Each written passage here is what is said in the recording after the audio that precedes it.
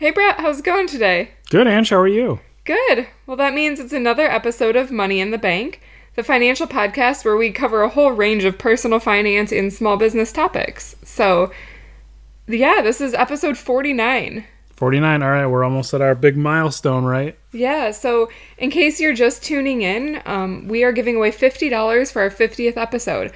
All you have to do is leave a review or share our podcast with your friends and let us know, and you're entered to win. Yeah, and they can do that by sending a screenshot to Angie at moneyinthebank.com. Moneyinthebankpodcast.com. Podcast. Oh, yeah, that's right. Angie at moneyinthebankpodcast.com.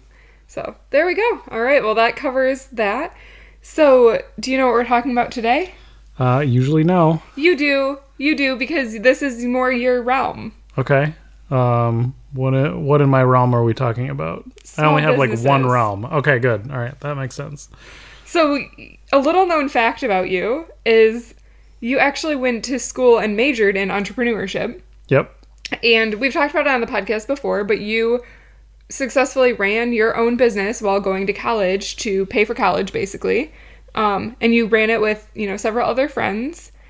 And then you proceeded to sell it and go into the world of IT, where you've lived pretty happily for the past 8 years or so.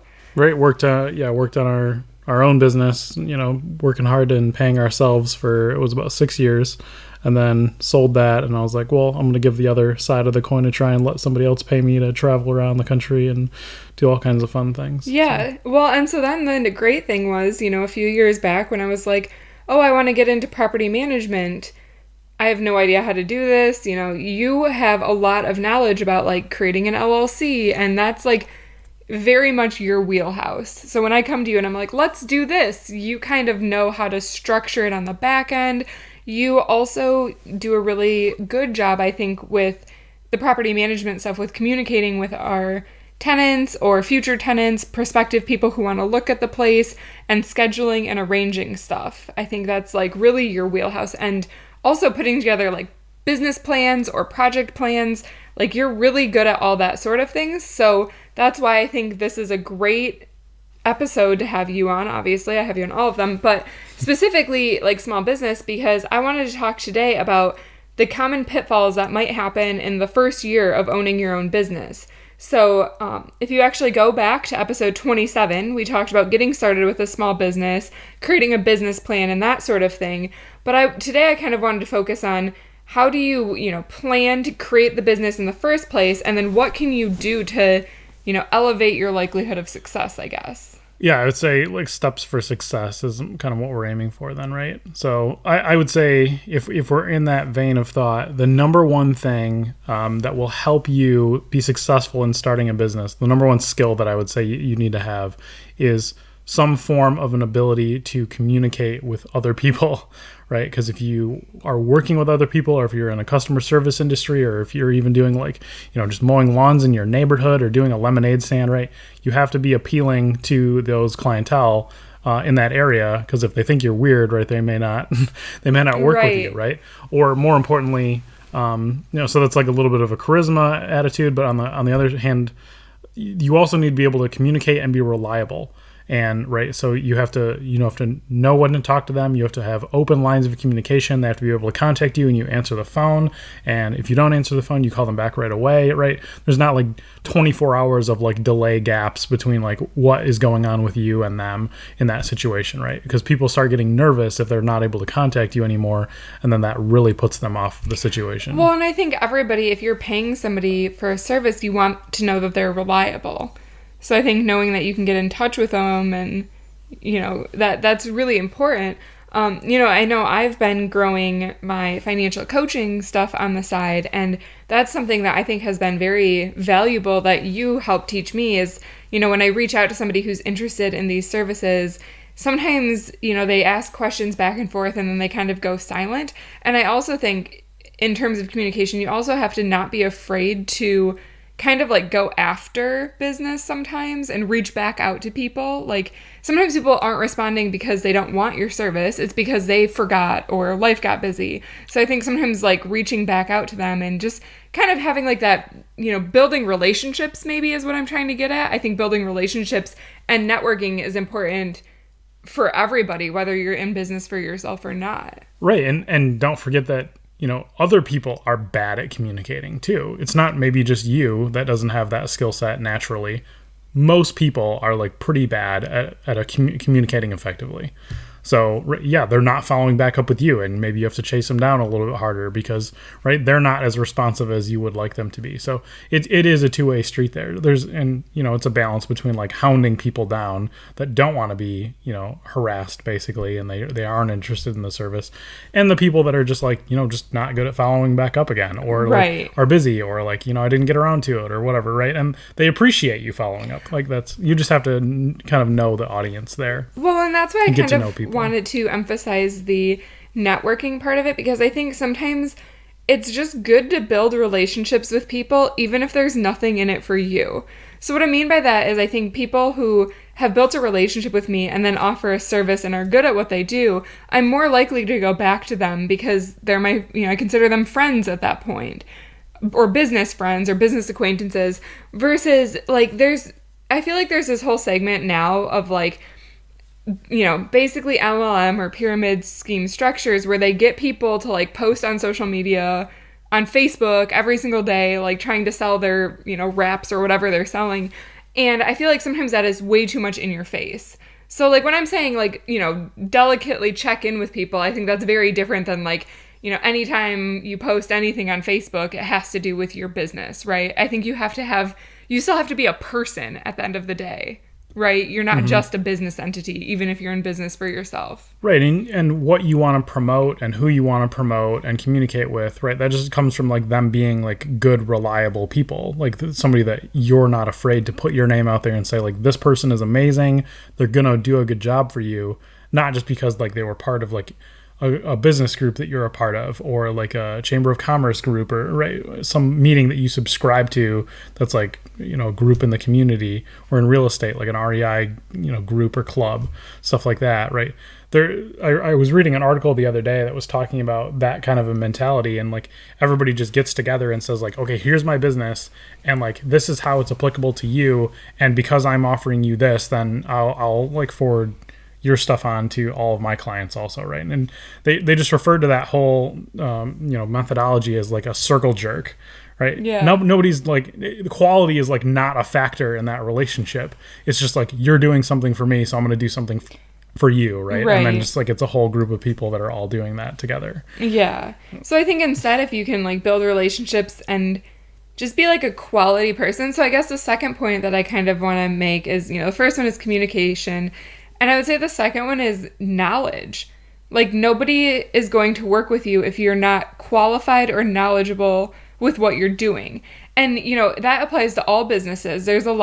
Most restaurants fail very quickly because people have this great idea to open a restaurant they've never worked in one before, right? Right. So they're like, oh, well, I make really good brownies, so I'm going to open a brownie stand. But they don't know all the work that actually goes into, having a full kitchen and dealing with all the paperwork. And I think small businesses in general can be difficult because you might be really good at doing something, but running your own business means you also need to be good at finances and accounting and all the back end stuff. Health code permitting and right. Like, yeah, it's not just making the food at that point, right? Right. Yeah. That's the backbone of the business. But yeah, the business is like, another 50% of other activities that are not what you're specializing in.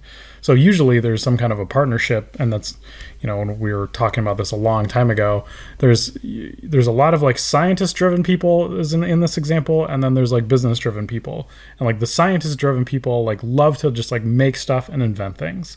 Right, and they have like great ideas and like things that can be revolutionary, but they have absolutely no interest whatsoever in doing business stuff, right? They don't want to like work with clients. They don't want to like sell product. They don't want to do marketing, right? Like none of that stuff is interesting to that personality type that is like a really good scientist or engineer.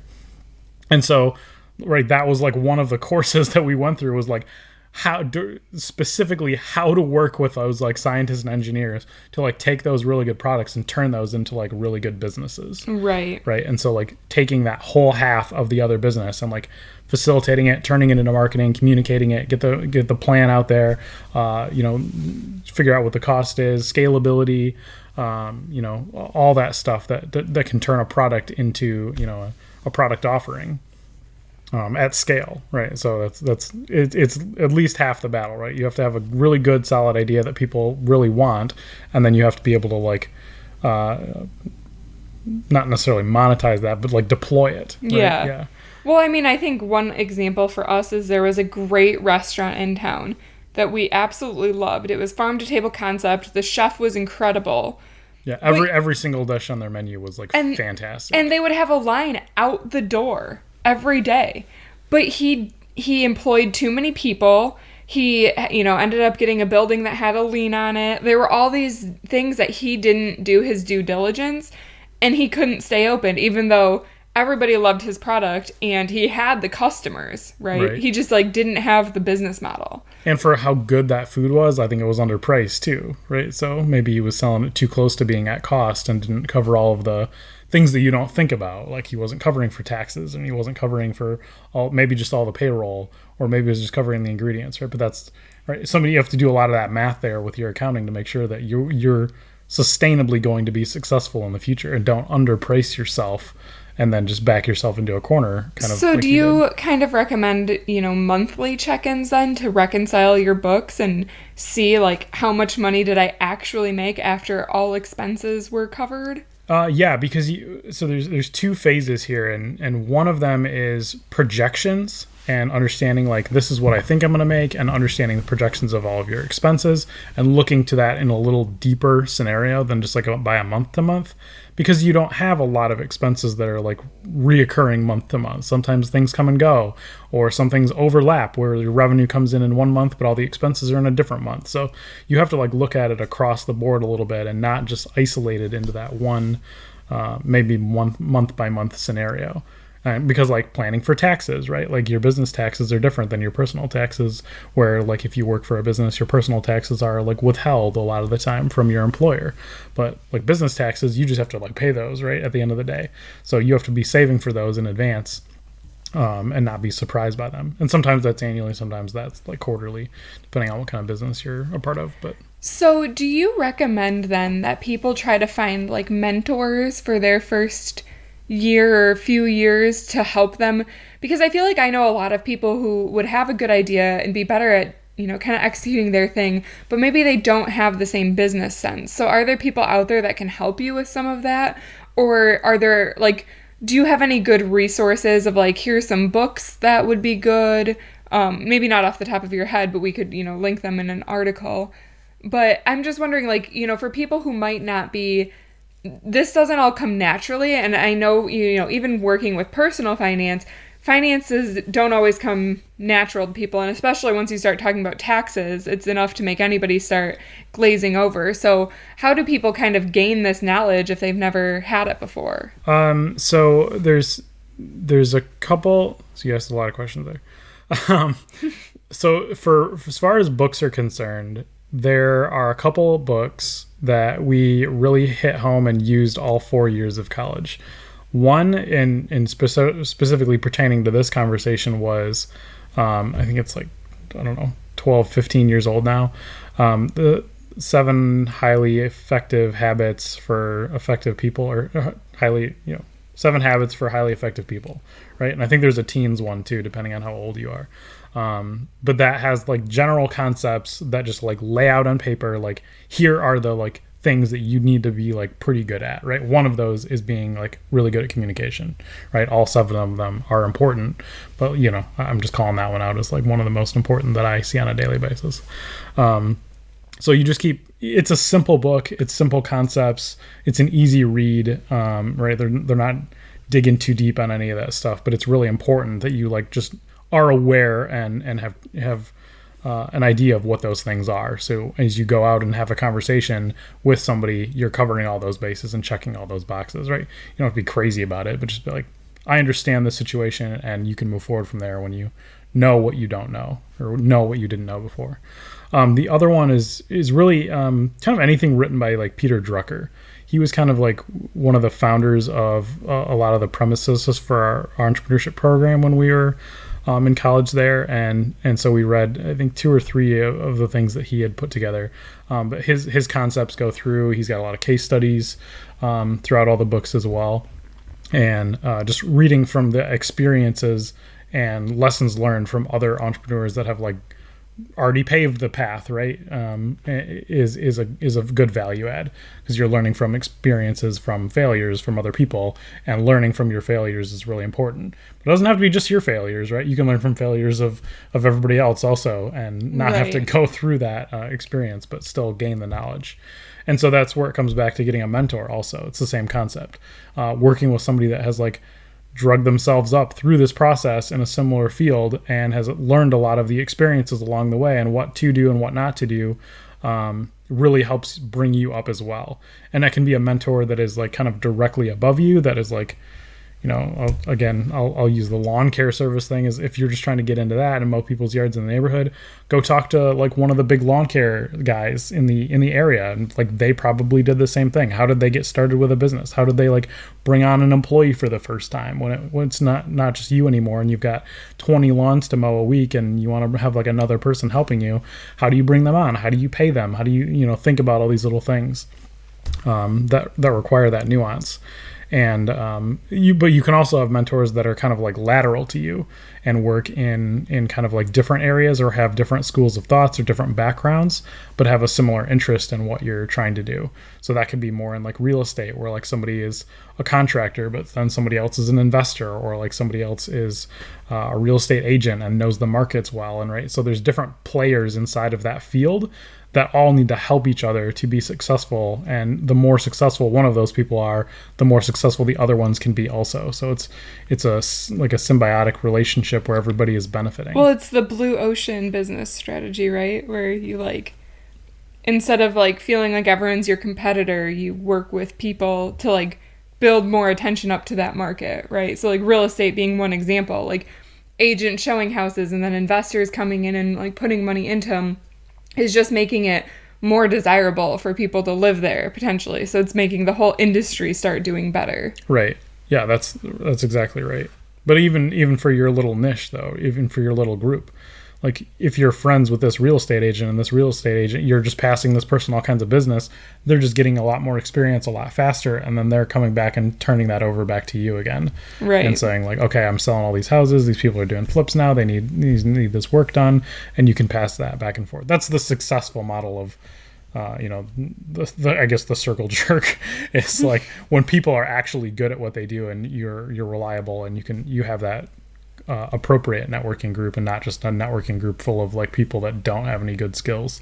So that's another point that I've heard you mention quite a few times, is be reliable. So communicate, but also be reliable. So when people need you, be there and be a good source of information. And I think another thing that comes with being a source of good information is being willing to admit when you don't know the answer to a question off of the top of your head, and take it back and come back with an answer later. Oh, that's in every industry that I've worked in every business, that is a huge problem people have, whether it's my coworkers, whether it's people on the client side of our business, right? When we go into different companies, everybody has a problem with trying to overcommit. So you want to under promise and over deliver, right? Is the consulting mantra. That's true in every business, right? So you want to set expectations with the people. You want to be delivering to that, and you don't want to overpromise something that you don't understand, right? So you can't commit to something if you don't fully understand the terms, and you don't want to tell somebody something that maybe isn't true that you have to backpedal later. And if you have to backpedal later because you got into that problem, then that's fine, right? People will understand that. But like trying to like get around it, or like say that you didn't say it like that way and you didn't mean it, right? Then you start getting a little like dicey, and then people like start not trusting you because you didn't own it, right? You didn't own the mistake. Well, and I think that's the problem that a lot of people have is, setting up your first business or going into your first business is very exciting. So I think they have this image of what it could be, and they put all this money in to get this nice building and, you know, brand new furniture and all this stuff that they isn't necessarily supported by their sales forecast just yet. So, you know, with some businesses, maybe you have to jump in with both feet, but do you think there's any sort of benefit to trying to start your business kind of on the side while you still have another source of income? Or do you kind of recommend if people have a plan in place that they go all in? So I would definitely recommend doing baby steps into that area. So you don't have to like go all in on something that you have no experience with, right? So if you can like dip your toe in the water for like a month or two and like experiment and like try something new, but then not quit your day job in doing that, maybe you're going to learn something about that situation. Like maybe you hate it. Like maybe that was like an awful thing for you, but maybe you really like it. And then you're like, okay, I can build on this. And then it would make more sense for you to like maybe go all in that. But like, right, if you're starting from zero, it's very hard to say like, I'm going to go, you know, flip burgers on my own in my own restaurant, but I have no restaurant experience. I've never worked in fast food. I've never worked in customer service, anything. Or I work in a lab all day, but now I just want to make hamburgers for everybody in my own restaurant. Maybe you hate running your own restaurant. Maybe you like didn't think about all those things. Maybe you're like really good at making burgers at home, but then like when you start like going down that road a little bit more and like, you know, dipping your toe in the water to see what that really turns into later, maybe you're like, oh, this whole process now of running a restaurant I really dislike. But right. Now you quit your job and now you're like all in on this, and now you've invested a lot of money because you like tried to put it in all up front and get everything started right at the same time without, you know, taking little steps. And so now you're in more trouble than you were otherwise. I mean, I think taking baby steps is the right approach. There's also the school of thought of you can't be afraid to do something new in the first place. Because it's right. If you do go all in something, you commit because you can't go back, and that just like gives you more motivation to be successful. It'll put you into a fight or flight scenario where you're going to fight and like do more than you would have otherwise if it was just on this side. Right. But I think you have to want it, and I think you have to have drive. So I don't mean to say that to discourage anybody who wants to have their own business. But I think you really have to know what you're getting yourself into. So kind of going back to the example where, you know, somebody makes a really good burger. Well, do you want to continue making good burgers, or do you want to hire somebody to make the burgers and you have to run a business? Because I think there's something to be said for that. I think a lot of times when you are growing a business, like you don't get to necessarily do what you love anymore. You have to deal with all of the overhead because that's your responsibility as the owner. And a lot of people think that is the way it is. That's what entrepreneurship is, right? Is like you're just doing everything, right? It's like you're a one-man island and it's you against the world, and right, that's how you just get started, right? You just have to take everything on yourself. And a lot of times that's not true. I mean, if you're in a partnership, you can start everything from ground zero with a partnership and find somebody that is like really interested in that. But again, you want to trust that person also to make sure that if they're in charge of the accounting and you just want to flip the burgers, that they're not taking advantage of you. Right. But the point that I was trying to make is you don't always have to start your own business. It's not the be all end all, and it's not the right fit for everybody. And you can be very successful working for somebody else as well. Right. So whether it's working for somebody else and then forming some type of a partnership where you can delegate the responsibilities. I think my point kind of being that you have to really want to work hard. I think owning your own business is immensely difficult. And I think a lot of people kind of underestimate what it really takes. Like it's not 40-hour work weeks, right? Right. You should never, you should expect to work way longer hours for way less in the beginning, because that's probably what it's going to be like. I mean, you can do other things on the side and you can like slowly get started and do things like Etsy shops, and technology has really made it easy to like start up like different small businesses on the side and like see how it is and dip your toe in the water for that stuff. But yeah, if we're talking about like, we're going to open a restaurant, that's still the old model of like, you need to check all the boxes and there's no real technology advantage that's going to help you out there other than reviews online and stuff like that. But you still have to find a brick and mortar store, and you have to find like employees that are going to work there and support it. And, you know, you're doing payroll and all those, fun side things and working with the inspectors and health codes and all that stuff. And it's a lot of work. And, while Brett mentioned you can hire a lot of it out, it's, another huge complaint that I hear from a lot of people who own their own businesses is it is really hard to find good help. That's always true. I think you have to be specific about who you hire, but a lot of times you don't have the ability to be specific. Depends on your market and your area, right? And like nobody wants to work for nothing anyway, right? And but even if you start getting into an area for that model where you're paying people too much, like those people usually have other options anyway.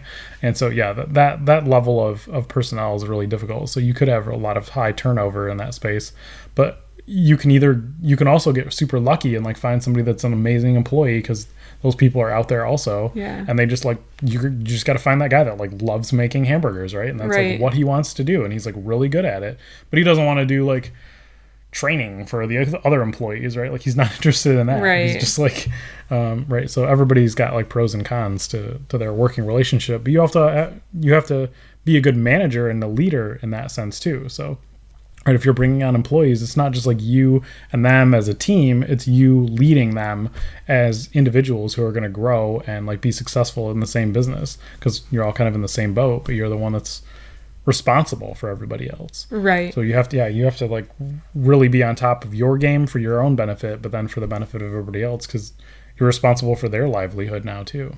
Yeah. So, I don't want to say all of this to discourage people. I think if you're interested in it, you should do it. I think the big caveat that we wanted to cover this episode is make sure you're doing a lot of research and creating plans. And even though things don't always go according to plan, by having a plan, you can at least kind of adjust as you need to along the way. Right. Instead of jumping in blind just because you're like, well, this is a good idea and it's something I'm good at. There's a lot more that should go into your thought process. Right. It just makes you think a few steps ahead, right? And say, what potential problems could I run into here? And you'll run into definitely more problems than what you could have imagined, because you can't think of anything or of everything. But you'll at least like have some backup to like say, okay, I can laterally roll this way or this way, based on what I already thought about, right? I already had like a kind of a backup plan for these other areas, and I can apply that to this problem now. So what else did we cover here? So I've said many things. I said communication was really important. Being reliable is really important. You got to be a good leader if you're going to have like employees, or even if you're just going to be leading customers, right? They want to see you as a representative of what you're doing and a thought expert in your field, and making sure that you know what you're talking about. And I would say some type of desire or passion or drive for doing what you want to do, as well as doing it on your own and not finding a company that you could like plug yourself into and be happy. Right, that's true. Like I have the capabilities of like starting a really great lemonade stand that has really good marketing in our neighborhood, but if I don't like making lemonade or like doing lemonade stands as my passion project, it's probably not going to be successful. And even if it is, then I'm going to hate my life anyway, right? So, well, and I think another example is, also consulting. So right now you're a consultant for IT, and you could do what you do on your own, with the website development and stuff, but you don't want to necessarily do all of the work of like finding the clients and landing the job. So you plugged your skill set into a company where you can do what you like, and the rest of that's taken care of for you. Right, where they have an entire sales arm of people that like know what they're doing and specialize in that skill. So they bring in a lot of business, right? And then we, capitalize on that business. We go meet with the clients, figure out what they need, figure out what they're, what they're trying to do versus what they're telling us they want to do, and, solve those problems. So yeah, like being a problem solver in that scenario. I don't care about doing the sales necessarily. Right. Yeah. So, that's kind of what I was getting at too. If you can plug your skill set in somewhere else, then you don't necessarily have to start your own business to do it. You can find a blend of that works for you. And that's true. So, whether you're at a large company or whether you're a small startup, right? Because you can plug into like little marketing companies that are like going to help you grow your small business, right? If you're doing the lawn care stuff and you want to start marketing to the neighborhood, you don't have to do that yourself. You can go talk to somebody that can like go help you do that for you, because you need to play to your strengths, right? Exactly. So I think that's another one, is play to your strengths. Do your research. Know your weaknesses is the other half of that coin, right? Be willing to admit what you don't know and willing to learn. So if somebody, asks you a question you don't know, pull it back and find the answer and get that knowledge. And I think that's a big thing with business owners, is always having that drive to learn, the passion to keep learning and expanding your mind. Right. If you say like, oh, I'm not really good at accounting, or I'm not really good at estimating my expenses or anything like that, that's going to get you into a lot of trouble.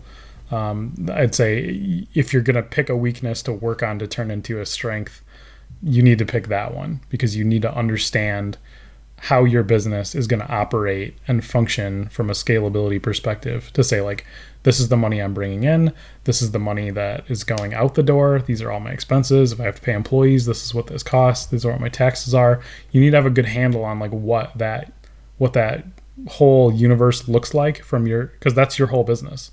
And if you don't understand that, then it'll really hurt your growth model. You won't be able to scale up because you don't understand why you can't scale up. Yep.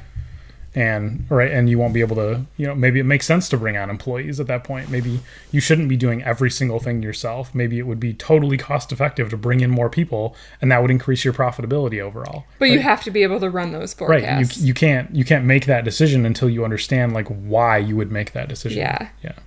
All right. Well, I think we covered a lot of ground in this episode, and I think this episode proved that we have a lot to say about these topics of small business.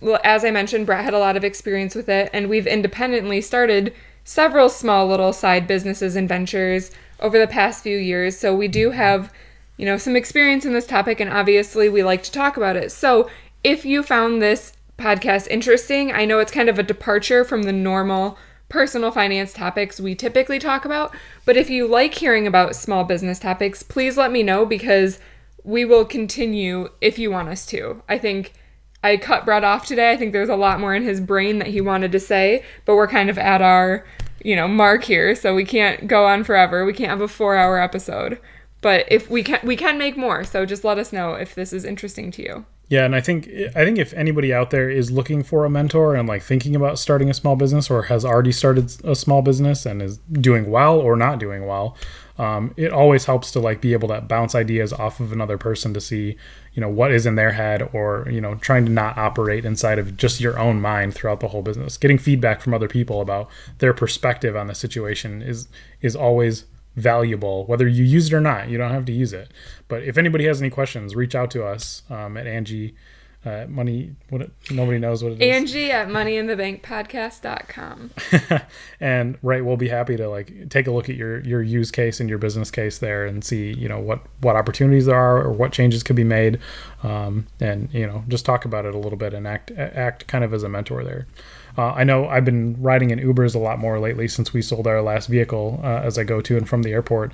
And almost every single person I talk to that is doing that has like a little side business they're trying to start up, or that's their main business, and on the side is Uber, right? Yeah. And so it's just interesting to hear about all the different businesses that they have and those different ideas. So maybe we can talk about that next time. All right. Well, that sounds good. Thank you so much, Brett. And don't forget this is the last week to enter our contest, and just by leaving a review or sharing our podcast with somebody and then sending me a screenshot to Angie at moneyinthebankpodcast.com, you will be entered to win $50. Okay. And when is the last day to submit for that? We can go all the way up through a week from, we'll say a week from last Sunday. So this episode comes out Monday night. So you have about 6 more days to get those in. Okay, so that will be, let me get an actual date here, because it could be any Sunday. Depends on when we post this episode. So today is July 8th when we're recording this podcast today. So you have until July 15th to get your submissions in. Okay, excellent. All right, thanks guys. Hey guys, thanks for tuning in to this week's episode of Money in the Bank. Make sure to subscribe to us on the iTunes or Stitcher app so that you get weekly alerts every time we post a podcast. Or if you want, you can visit my website, moneyinthebankpodcast.com. And if you want to reach out with any questions or further comments, please email me at Angie at moneyinthebankpodcast.com. I look forward to hearing from you. Money in the bank.